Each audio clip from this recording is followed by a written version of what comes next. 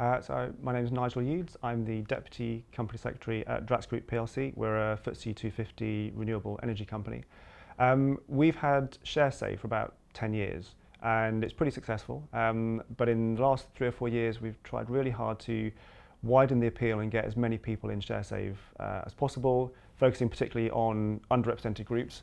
So we've got a lot of participation in over 45s, particularly over 45 males, much lower participation in the under 30s and particularly under 25 females. So we've focused our communications very much on a target audience of the underrepresented groups. And we've seen our participation rates go up consistently over the last 3 or 4 years. We're now running at 71% participation across all plans, which we're really happy with. That's getting close to, I think, twice the national average, so we're delighted with that. And what it's meant is that 2020 was the first year we'd really focused hard on this refresh to try and expand participation. So that's meant that, and we succeeded, we got about 57% participation for that.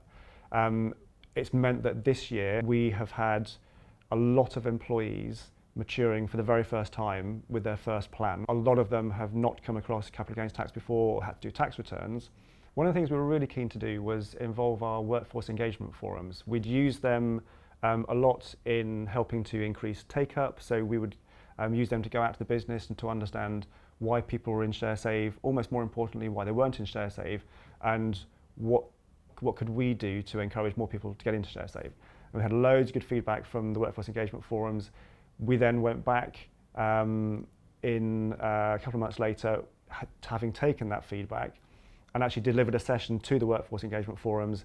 It was supposed to be about an hour, it ended up being 90 minutes because they had an awful lot of questions, but it was great because it meant that they were really engaged, they were asking questions we hadn't necessarily thought about, and it just helped us to refine the actual sessions we delivered to employees, or Wealth at Work delivered to employees, because we'd got that tone of voice right, we'd pitched it at the right level, and our workforce engagement forums have been a huge part in helping to engage internally.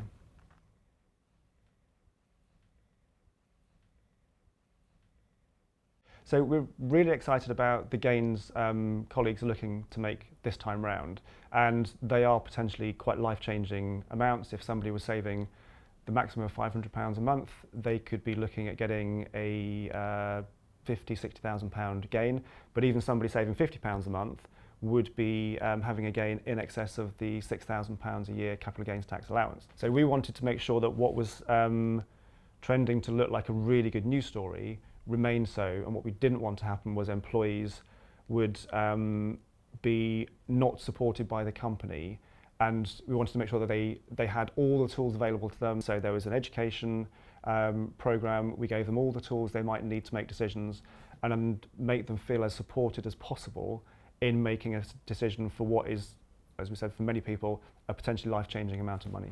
So we were really keen to bring in a third party because we wanted to make sure that there was clear blue water between Drax and any financial guidance and certainly any advice. So we ran a process to look for a potential partner. We were very impressed with Wealth at Work, both their technical knowledge of the people we were working with, but also their passion, the way they understood what we were trying to do, and really trying to maximise that value for employees. So we were very keen to work with people who had a very similar kind of ethos to us.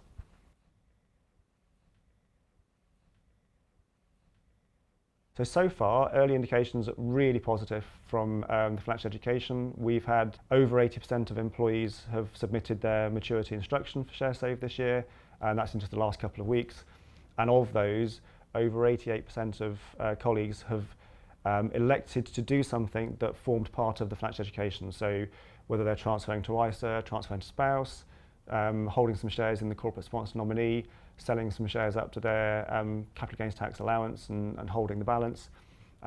It's really nice to see that so many people have benefited so much from the financial education and have been able to mitigate some of their tax, hopefully all of their tax, over time.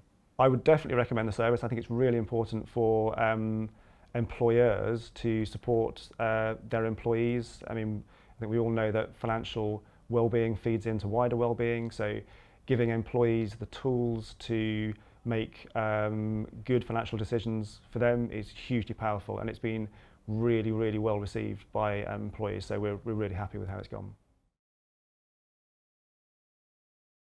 So in terms of future plans, we're definitely looking to continue the education. It's going to be something that we're looking to do on a regular basis. We've got ShareSave next year that's already looking quite healthy in the money. So we'll want to replicate that, take lessons from this time round and build on that for next year. And then in a couple of years' time, we've got our 2020 plan 5-year that's maturing. So similar to this year, it's quite lucrative, so it's quite a low option price. So we'll have all our 5-year participants in a couple of years' time looking to mitigate an even larger amount of capital gains tax, hopefully, if the share price stays where it is or even goes higher. But yes, it's something that we'll look to continue on a regular basis because it is just such a good thing to do for employees.